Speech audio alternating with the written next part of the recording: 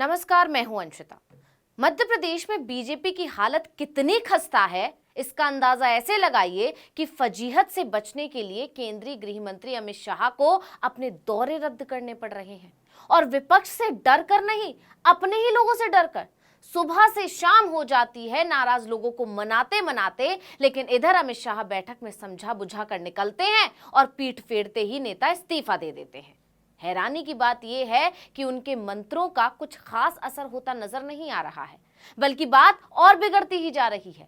अमित शाह नेताओं को समझाने की कोशिश तो कर रहे हैं, लेकिन सफलता नहीं मिल रही है। कोशिशों में नाकाम अमित शाह ने यह तक कह डाला कि पार्टी के नाराज फूफाओं को छोड़ो और दूसरे दलों के प्रत्याशियों और नेताओं पर डोरे डालो।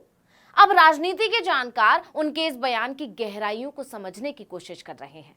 कुछ लोगों का कहना है कि अमित शाह का समझाना भी काम नहीं आ रहा है, तो वो हताश हो गए हैं।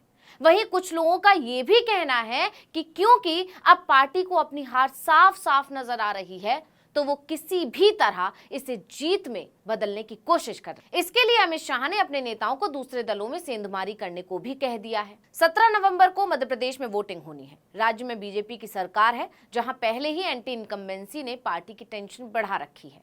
वहीं पार्टी नेताओं की नाराजगी ने इस टेंशन में और इजाफा कर दिया है। खासकर प्रत्याशियों की सूची आने के बाद तो राज्य में तहलका ही मच गया। लाख कोशिशों के बाद जब बात नहीं बनी, कार्यकर्ताओं और नेताओं की नाराजगी दूर नहीं हुई, तो आखिर में खुद अमित शाह को आना पड़ा। वो लगातार मध्य प्रदेश में एक के बाद एक बैठक कर नाराज नेताओं को मनाने की कोशिश कर रहे हैं। शुरुआत करते हैं 28 अक्टूबर से, जब नाराज नेताओं से मिलने और उन्हें समझाने के लिए अमित शाह जबलपुर पहुंचे थे। अमित शाह ने नेताओं को नाराजगी छोड़कर काम करने की नसीहत दी थी। साथ ही पार्टी के नाराज नेताओं को मनाने का मंत्र भी दिया था। लेकिन अमित शाह का जादू नहीं चला, क्योंकि बैठक से बाहर निकलने के बाद असंतुष्ट नेताओं और पार्टी प्रत्याशियों ने मीडिया के किसी सवाल का जवाब देने से मना कर दिया, जिसके बाद चर्चा तेज हो गई कि अमित शाह की बैठक फेल हो गई।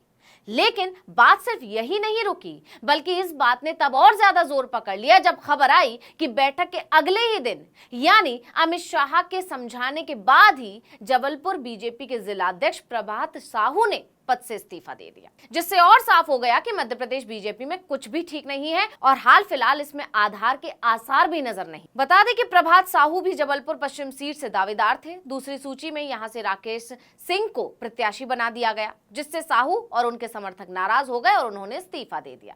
इस्तीफा देने के बाद प्रभात साहू ने कहा कि पिछले दिनों पार्टी ऑफिस में तोड़फोड़ करने वालों को अमित शाह से मिलवाया गया, जबकि इन पर कार्रवाई की जानी थी, और घटनाक्रम के लिए मुझे दोषी बना दिया, जिससे बहुत आहत हूं। यानी कहा जा सकता है कि अमित शाह के दौरों और बैठकों का भी कोई असर नहीं हो रहा। इस बात को भांपते हुए पार्टी ने इंदौर में होने वाली अमित शाह की बैठक निरस्त कर दी। हालांकि इज्जत बचाने के लिए कहा गया कि शाह की व्यस्तता के कारण बैठक निरस्त की, लेकिन जानकारों ने दावा किया कि असल में पार्टी नेताओं के विरोध के चलते बैठक को रद्द किया गया। वहीं ये भी कहा जा रहा है कि कई जिलों के नेताओं ने तो बैठक में आने तक से मना कर दिया था। अब क्योंकि ये बैठक भी नाराज नेताओं को मनाने के लिए बुलाई गई थी, ऐसे में अगर नेता ही शामिल नहीं होंगे तो बैठक का क्या ही फायदा। बैठक अचानक रद्द होने से अमित शाह के पास बहुत सारा खाली समय था। वो ग्वालियर पहुंचे। यहां भी उन्होंने पार्टी नेताओं से बात की, जहां उनके बयान ने संकेत दिया कि ऐसे बात नहीं बनेगी, पैसे का कमाल दिखाना पड़ेगा। अपने लोगों को छोड़ो, दूसरों पर डोरे डालो, जिस तरह भी हो उन्हें अपने साथ मिलाओ। यही नहीं, कोशिशें कर कर के थक चुके अमित शाह ने अपनी पार्टी के नाराज कार्यकर्ताओं को फूफा कह दिया। उन्होंने साफ शब्दों में कहा कि अपने रूठे हुए फूफाओं को मनाने की ज्यादा जरूरत नहीं है। शाह ने कहा, अगर वो मान रहे हैं तो ठीक, वरना आगे बढ़ो। फूफा अपने आप 10 नवंबर तक पार्टी का प्रचार करते हुए नजर आएंगे। यानी शाह ने ग्वालियर से पार्टी के नाराज नेताओं को धमकी दे दी कि सीधे तरह से मान जाओ, नहीं तो हमारे पास और भी तरीके। यही नहीं, शाह ने आगे कहा कि अभी जो लोग पार्टी से बगावत कर चुनाव लड़ रहे हैं, उनसे जरूर संपर्क करें, उनको मनाने की कोशिश करें, जिससे वो अपना नाम वापस ले लें। अगर जरूरत हो तो मुझसे भी बात कराएं। इन सब के अलावा शाह के एक बयान की सबसे ज्यादा चर्चा हो रही है। दरअसल अमित शाह ने सपा और बसपा के उम्मीदवारों को दाना पानी देने की बात की। इस पर अशोकनगर के जिलाध्यक्ष ने कहा कि उनके यहाँ इन पार्टियों से जो उम्मीदवार खड़े हुए हैं वो काफी पैसे वाले हैं। इस पर शाह ने दो टूक कहा कि राजनीति में जो लोग पैसा कमा लेते हैं वो खर्च नहीं करना चाहते हैं, इसलिए इस चक्कर में मत पड़ना कि वो पैसे वाले हैं तो उनकी मदद नहीं की जाए। अब लोग कह रहे हैं कि अमित शाह चुनाव में पैसे के बलबूते दूसरे दलों में तोड़फोड़ करने की बात कह रहे हैं। यानी अब जब कैसे भी बात नहीं बन रही है तो बीजेपी पैसे के बलबूते जीतने की कोशिश पर उतर आई है। इसी से अंदाजा लगाया जा सकता है कि राज्य में बीजेपी बहुत बुरे हाल में है।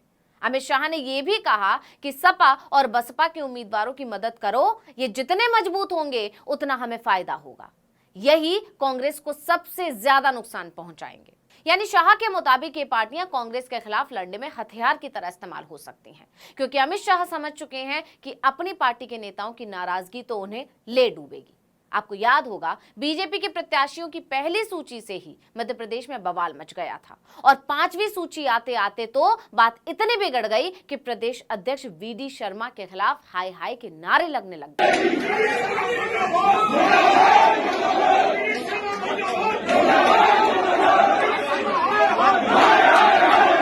भाजपा के कार्यकर्ता यही नहीं रुके थे, उन्होंने केंद्रीय मंत्री और चुनाव प्रभारी भूपेंद्र यादव को ही घेर लिया और उनके सामने नारेबाजी करने लगे थे। गुस्साए कार्यकर्ताओं ने मंत्री का लिहाज तक नहीं किया था, उनके सामने ही लात घूंसे चलाना शुरू कर दिया था, कुर्सी टेबल फेंके जाने लगे थे। कार्यकर्ताओं ने तो मंत्री के गार्ड तक की पिटाई कर दी थी।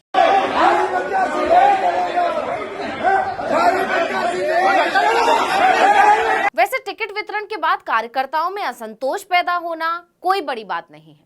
चुनाव के दौरान दल बदल भी बेहद आम है, लेकिन मध्य प्रदेश बीजेपी में हालत ज्यादा खराब है। ऐसा इसलिए क्योंकि अब दावा किया जा रहा है कि अमित शाह भी इस अंतर्कलह को खत्म करने में नाकाम साबित हो रहे हैं। हालांकि उन्होंने आखिरी दांव चलते हुए नाराज नेताओं को दिल्ली आने का आमंत्रण भी दिया है, लेकिन राजनीति के जानकार कह रहे हैं कि इससे भी कुछ होने वाला नहीं है।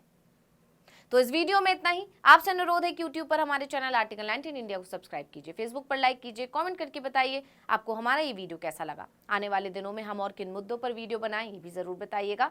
ट्विटर हैंडल है आर्टिकल 19_India, इसे भी फॉलो कर लीजिए। नमस्कार।